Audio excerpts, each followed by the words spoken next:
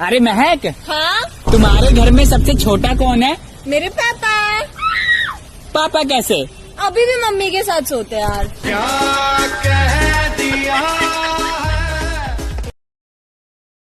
सुनो, मेरे पापा का फोन आ रहा है। हाँ पापा, हाँ मैं मार्केट में हूँ। आलू ले लो, प्याज ले लो, सस्ती शराब ले लो।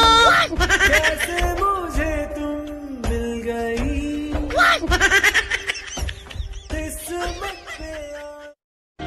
पेट्रोल खत्म हो गया? नहीं फिर खराब हो गई? नहीं तो पंचर पंचर तो नहीं लग रहा यार। अरे तो आप बाइक को धक्का क्यों लगा रहे हो?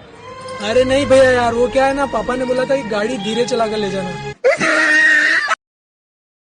कभी कभी तो लगता है मेरे कुछ दोस्त पैदा ही ये बोलने के लिए हुए, भाई सेटिंग करा दे।